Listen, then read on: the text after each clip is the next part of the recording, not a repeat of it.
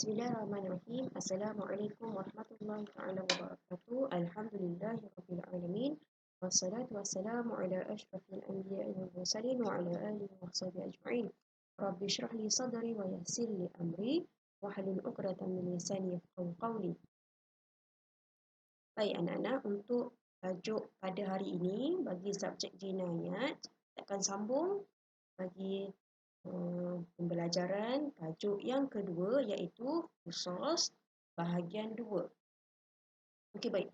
Untuk bahagian 2 kita akan mulakan dengan syarat-syarat. Nanti minggu lepas kita dah cerita berkenaan dengan apakah jenis-jenis hukuman dan juga jenis-jenis kecederaan.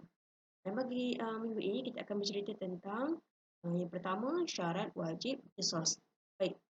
Siapakah orang yang melakukan kesalahan dan apakah syarat wajib untuk kita mengenakan hukuman qisas kepada orang tersebut, penjenayah tersebut. Kalau dicukup syarat-syarat 4 syarat ni, kita boleh mengenakan hukuman qisas. Jadi yang pertama adalah penjenayah tersebut adalah baligh. Baligh ni maksudnya orang yang memang kalau kanak-kanak yang melakukan kesalahan tidak diwajibkan, tidak dikenakan hukuman qisas contohnya. Kemudian kedua adalah berakal. Berakal ini antara syarat wajib ni adalah pertama, orang gila tidak dikenakan qisas. Andainya orang gila satu hari datang dan membunuh seseorang, jadi tidak dikenakan qisas terhadap orang gila ini. Okey, yang kedua adalah orang yang meminum minuman yang memabukkan. Seseorang andai kata contoh dia minum arak kan. Kemudian dia minum arak, kemudian dia hilang akal. Maksudnya tidak waras. Kemudian waktu dia tidak waras tu dia membunuh orang lah. Okey. Jadi bila dia dah bunuh seseorang dan dia adalah seorang yang berakal, cuma dia minum arak. Jadi waktu dia buat kesalahan tu dia tidak berakal lah, tidak waras. Tapi pada asalnya dia adalah seorang berakal. Normal kan. Jadi dia masih dikenakan hukuman qisas yang kedua. Bagi yang ketiga, seseorang yang minum minuman yang tidak memabukkan, apa-apa minuman lah. Okey, dia minum air limau contohnya, minum air limau, tapi tiba-tiba dia hilang akal. Wallahu alam atas sebab apa kemudian dia hilang akal, dan kemudian waktu itu waktu dia hilang akal tu dia membunuh seseorang.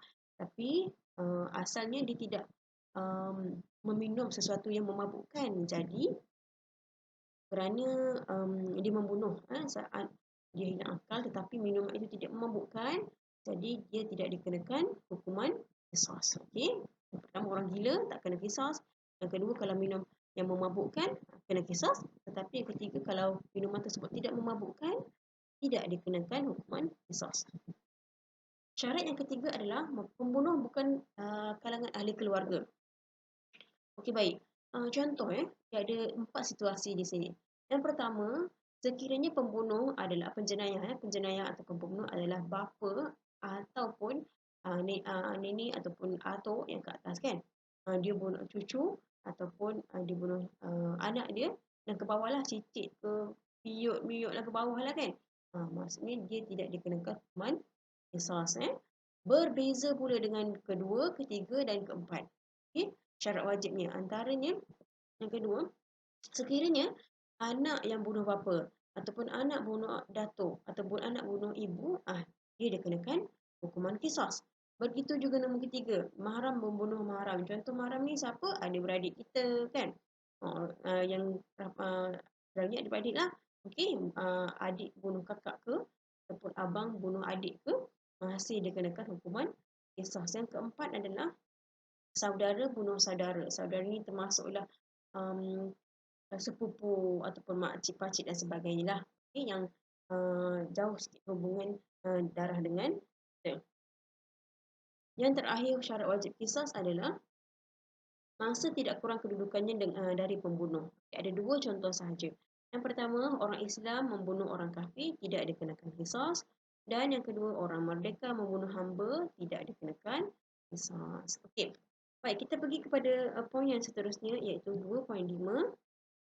Bagaimana pula Ustazah? Sekiranya pembunuhan dilakukan secara berkumpulan, beramai-ramai kan? Contohnya mereka ni ada satu kumpulan tetapi membuat um, kesalahan mencederakan orang ataupun membunuh orang dengan cara berbeza. Yang seorang ni ketuk pakai kapak, yang seorang ni ketuk pakai apa? Penukul besi ke. Kemudian seorang lagi menggunakan pisau, seorang lagi menggunakan pistol. Jadi cara mereka berbeza-beza. Tapi mereka buat pembunuhan secara berkumpulan. Yang akhirnya semua mangsa itu mati. Jadi sekiranya mereka membuat kesalahan pembunuhan secara berkumpulan, walaupun cara mereka berbeza, masih dikenakan hukuman qisas. Okey, seterusnya 2.6. Bagaimana pula bagi wajib qisas dengan sebab kecederaan? Maksudnya mereka melakukan jenayah tetapi tidak sehingga membunuh.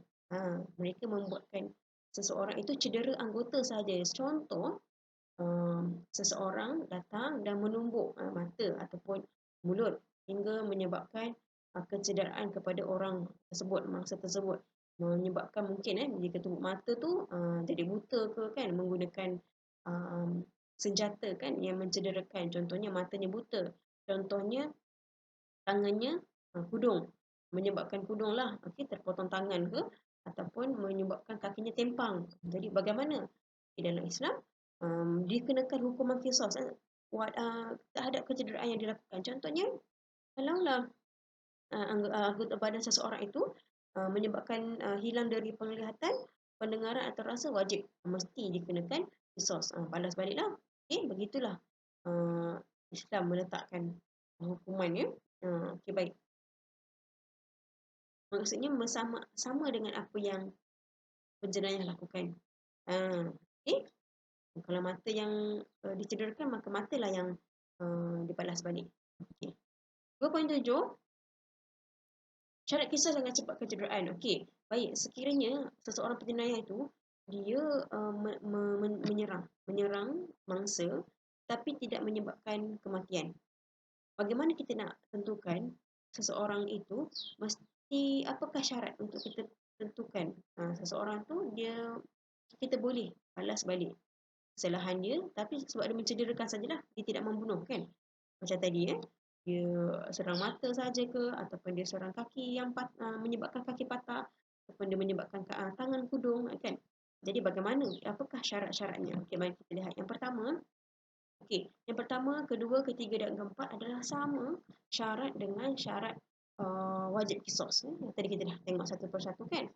Baligh, berakal, pembunuh bukan dari kalangan ibu bapa ke atas. Keempat, mangsa tidak kurang kedudukannya dari pembunuh. Ini semua sama dengan syarat wajib qisas tadi kita dah bincangkan. Manakala ditambah dengan dua syarat untuk kecederaan. Yang pertama, sama jenis dan bahagian anggota badan. Okay, ini boleh lihat di muka surat, buku teks muka surat 12. Sekiranya penjenayah memotong kaki kanan, memotong kaki kanan mangsa, jadi hukuman qisas hendaklah dipotong kaki kanan penjenayah. Begitu. Sekiranya dia buat tu, dia menyebabkan kudung tangan kanan. Jadi tangan kanan penjenayah lah yang akan dihukum. Bahagian yang sama anggotanya.